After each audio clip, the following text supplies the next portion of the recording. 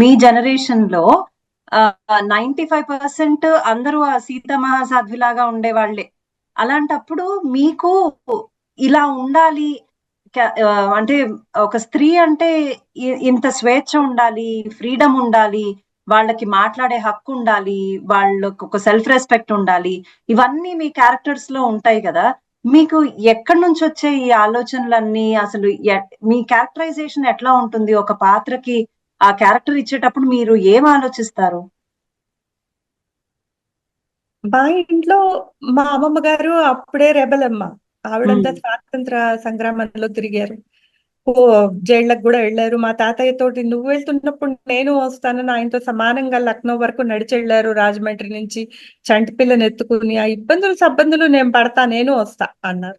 మా తాతగారు కూడా చాలా హృదయ వైశాల్యం ఉన్న మనిషి. 9 మంది మగాళ్లతో నువ్వు ఎందుకే ఇంట్లో కూర్చో అనలే, తీసుకెళ్లారు. సో అంతమంది మగ పిల్లలు స్టూడెంట్స్ అప్పట్లో. ఆన్ ఫుట్ బ్యాచ్ అని చెప్పి ఈవిడ కూడా వాళ్ళతో పాటు కద్దరు చీరే కట్టుకోవాలి. ఆ 8 గజాలు ఎంతో ఆ కద్దరు చీరలే కట్టుకుని చంట పిల్లని ఎత్తుకుని ఏం ఉండకూడదు, చేతులు వస్తువులు అవి మోసుకెళ్ళడానికి. పాప కోసం ఒక చిన్న పెట్ట, అందులో దానికి కాస్త తినడానికి ఏమన్నా ఆకలేస్తే ఆవిడ పాలే ఇచ్చేది. అలాంటి స్థితిలో కూడా ఆవిడ ఎప్పుడు కూడా అడవిలో చితుకులు పెట్టేసి వండేయడం, బండ మీద 4 చింతకాయలు తెస్తే ఉప్పేసి పచ్చిమిరపకాయలు వేసి నలిపేసి అది అన్నంలో వేసి ఈ 9 కడుపులు నింపటానికి ఆవిడ తాపత్రయపడేది. ఆవిడ పాపం చూసుకుంటూ అలా 5 నెలల 14 రోజులు అడవుల్లో నడిచి వెళ్ళారు, ఏమీ సపోర్ట్ లేకుండా. ఉమ్, మీరు ఆలోచించగలరా? మనకి ఇన్ని సౌకర్యాలు ఇచ్చినా కూడా ఒక్కరోజు పని మనిషి రాలేదనో, లేకపోతే కారు ట్రబుల్ ఇచ్చిందనో, ఏదో ఒక అసంతృప్తితో మనం ఏ ఏంటి లైఫ్ అని అనుకుంటాం కదా. సామాన్యం అది, చాలా సామాన్యం. కానీ అప్పటి స్త్రీలు ఎటువంటి పరిస్థితి వచ్చినా కూడా ఫేస్ చేసేవారు. చాలా మంది ఆడవాళ్ళు అప్పట్లో ఫ్రీడమ్ ఫైట్ లో పాలు పంచుకున్నారమ్మా. అందరూ కూడా చివరికి దువ్వూరు సుబ్బమ్మ గారు అలాంటి వాళ్ళు కూడా చిన్నప్పుడే వాళ్ళకి గుండు చేయించేసి వైధవ్యం అనుభవించి మనం వదిలేసిన వాళ్ళు కూడా ఎంత ధైర్యంగా కద్దరు చీరలు పైకి కట్టుకొని వెళ్ళిపోయి జైళ్ళకి వెళ్ళిపోయి ధర్నాలు చేసి ఎంతో చేసి సాటి స్త్రీలను చదువుకోమని దుర్గాబాయి దేశ్ముఖ్ గారు ఆ రోజుల్లో వాళ్ళ కోసం స్కూళ్లు పెట్టి, అప్పట్లో కూడా ఈ వాళ్ళందరినీ పాపం వేశ్యలు అని ముద్రేసి వాళ్ళని మానసికంగా, శారీరకంగా, ఆర్థికంగా దోచేస్తూ ఉంటే వాళ్ళందరినీ ఎడ్యుకేట్ చేసి, వాళ్ళని ఎడ్యుకేట్ చేయడానికి స్కూల్ పెట్టి, ఒకసారి వాళ్ళు చదువుకున్న తర్వాత వాళ్ళకు ఉద్యోగాలు ఇవ్వడానికి కంపెనీలు పెట్టి ఎన్ని చేశారమ్మా ఆ రోజుల్లో ఆడవాళ్ళు, దుర్గాబాయి అమ్మ లాంటి వాళ్ళు. మా అమ్మమ్మ గారు కూడా ఆవిడతో పాటు చదువుకున్నారు హాస్టల్లో ఉండి దుర్గాబాయి దేశ్ముఖ్ గారితో. అప్పుడు దుర్గాబాయి గారు అమ్మ దుర్గాబాయి గారితోటి చదువుకున్నారు అన్నమాట. తర్వాత దేశ్ముఖ్ అయ్యారు. ఇట్లా పవర్ఫుల్ ఫ్యామిలీలోంచి వచ్చాను. మా అమ్మ మా పెద్దమ్మలు ఇద్దరు ముగ్గురు ఉద్యోగస్తులు. మేం కళ్ళు తెరిచేటప్పటికి ఇంట్లో ఆడవాళ్ళందరూ ఉద్యోగాలు చేస్తారనే తెలుసు. మా అమ్మమ్మ కూడా ఎప్పుడు ఖాళీగా లేదు. ఆవిడ కూడా సంగీతం ట్యూషన్స్ చెప్తూనో, లైబ్రరీయన్ గా పనిచేస్తూనో, గాంధీ భవన్ లో నూలు ఒడుకుతూనో ఎవ్రీడే ఆఫీస్కి వెళ్ళేవారు అందరూ. సో మేము కూడా అదే చూసి నేర్చుకున్నాం. ఆడవాళ్ళు చదువుకోవాలి, ఉద్యోగాలు చేయాలి. చాలా మంది మీ అమ్మ ఆఫీస్కి వెళ్తుందట కదా, మీ అమ్మ మగవాళ్ళతో సమానంగా పనిచేస్తుందట కదా. అది కూడా పాపం మా అమ్మ ఆర్టీసీలో పనిచేసేది. అంత డ్రైవర్లు కండక్టర్లు వాళ్ళ శాలరీ బిల్స్ అవి చేస్తూ ఉండేదన్నమాట. చుట్టూ డ్రైవర్లు కండక్టర్లు ఉండి అడుగుతూ ఉండేవారు మా అమ్మని.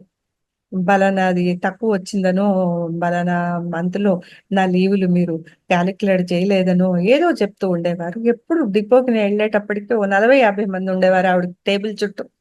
ఆవిడ అందరినీ సాధారణపరిచి సమర్థించుకుంటూ ఉద్యోగం చేస్తూ ఉండేవారు.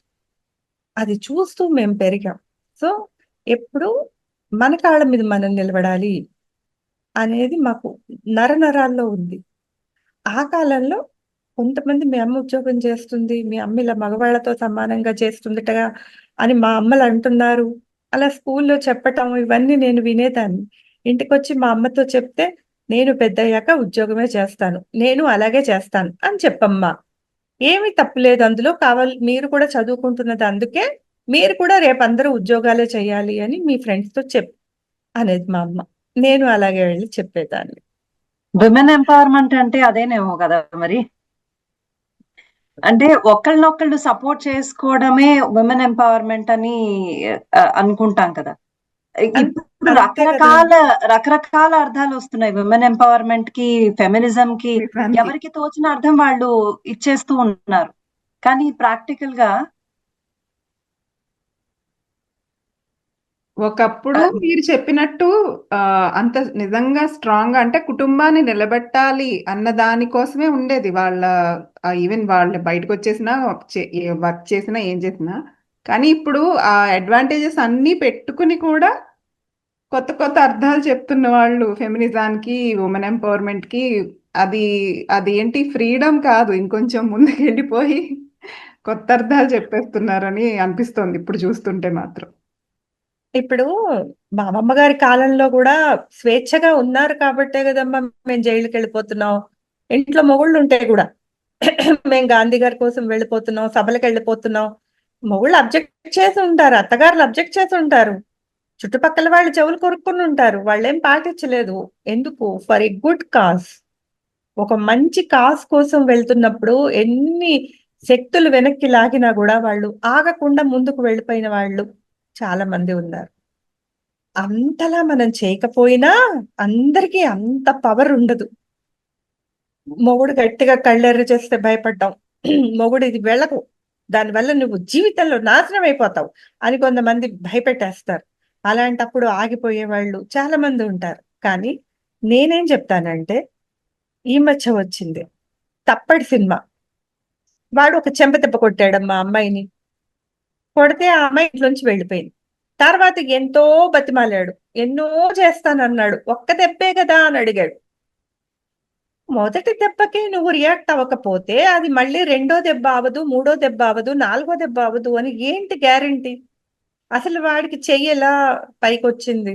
నీతో వాడు సమానంగా చదువుకుని నీలాగే సమానంగా ఉన్న ఒక చెట్టంత మనిషి మీద అసలు చెయ్యి లేపడమే తప్పు కదా అన్నది నా పాయింట్. నేను ఆ హీరోయిన్ని సమర్థించా. నా సమకాలీనులు కాదు, మీ జనరేషన్ పిల్లలు చాలా మంది అదేమిటండి పండులాంటి సంసారం ఒక దెబ్బకే పాడు చేసుకుని వెళ్ళిపోతుందా? వాడు ఎంత మంచివాడు, చివరికి కాళ్ళు కూడా పట్టుకుంటానన్నాడు, అప్పుడు కూడా వినలేదా అమ్మాయి? పట్టు విడుపులు ఉండాలి సంసారం అన్నాక, లేకపోతే సంసారం ముందుకు ఎలా వెళ్తుంది అని మాట్లాడారు. ఒక నార్సిజం ఉన్నవాడిని, ఒక నార్సిస్ట్ ని మనం మొదట ఒక దెబ్బే కదా అని చెప్పేసి క్షమించి వదిలేస్తే, ఆ దెబ్బ వాడు అమ్మని ఎప్పుడన్నా కొట్టాడా? వాళ్ళ అమ్మని, చెల్లెని ఎప్పుడన్నా కొట్టాడా? కలీగ్ని ఎప్పుడన్నా కొట్టాడా? ఆఫీస్ లో ఏదన్నా చిరాకు వస్తే పెళ్ళాన్ని ఎలా కొడతాడు అన్నది నా పాయింట్. అలాంటి చిన్న చిన్న విషయాల్లో కూడా ఇంకా ఇప్పుడు మన సమాజంలో మన చుట్టూ ఉన్న వాళ్ళు ఎదగలేదు, అలా ఆలోచించట్లేదు. అక్కడే నా ఫెమినిజం ఆగుతుంది. అంతకు మించి ఏదో చేసేస్తాను నేను పొద్దున్నే బయటకు వెళ్ళిపోయాను కాదు. ముందు ఇంట్లో చూసుకో, నీ మొగుడిని చూసుకో. నీ కొడుకు ఏం నేర్చుకుంటున్నాడు? నీ మొగుడు చెంపదెబ్బ కొడితే నీ కొడుకు ఏం చేస్తాడు రేపు పెద్దయ్యి? అమ్మ ఊరుకుంది కదా, నాకు వచ్చే పెళ్ళాం కూడా ఊరుకుంటుంది అనుకుంటాడు. మనము రోల్ మోడల్స్ మన పిల్లలకి, మనం చేసేవి వాళ్ళు చేస్తారు. అవును. అనుకరణ ఫస్ట్ వస్తుంది పిల్లలకి. ఒక గరిటె తీసుకుని అమ్మ ఇట్ట చేయినా, పప్పు అయినా, కూరైనా, పచ్చడైనా అని ఆడపిల్ల ఆడుతూ ఉంటుంది. మగపిల్లాడు తండ్రి ఆడుతూ ఉంటే బ్యాట్ పట్టుకుని బాల్ వేస్తూ ఉంటే బ్యాటింగ్ చేస్తూ ఉంటాడు. చిన్నప్పటి నుంచి తల్లి ఏం చేస్తుంది, తండ్రి ఏం చేస్తున్నాడు చూసి నేర్చుకుంటూ ఉంటారు. వాళ్ళు కొట్టడం కూడా నేర్చుకుంటారు. నీ మొహం నోర్మి, నీకేం తెలియదు పో. ఇవి జనరల్ గా మగాళ్ళు అనే మాటలు. అవును. ఇప్పుడు అనట్లేదేమో, ఇప్పుడు మా పిల్లలైతే అనట్లేదు. మా పిల్లలైతే ఆ తరం దాటి వచ్చేసారు. చాలా చాలా అసలు కళ్ళల్లో చూసుకుని ఒకళ్ళతో ఒకళ్ళు మాట్లాడుకుంటారు కొడుకులు కోడళ్ళు. అది మా జనరేషన్ వరకు కూడా లేదమ్మా. కొంచెం మొగుడు అంటే ఒక పై చెయ్యి, ఆడది అంటే ఒక కింద చెయ్యి. ఎంత చదువుకోనియండి, ఎంత సంపాదించనియండి, అది మనం చెప్పినట్టు వినాలి అనే టైప్ లో ఉండేవారు.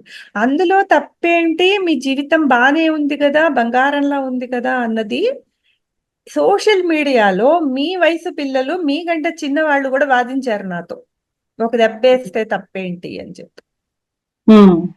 అప్పుడు నేను ఎందుకే నీకు ఇంత తొందర అని ఒక నవల రాసా. అది నా లేటెస్ట్ నవల, మీరందరూ వీలైతే చదవండి.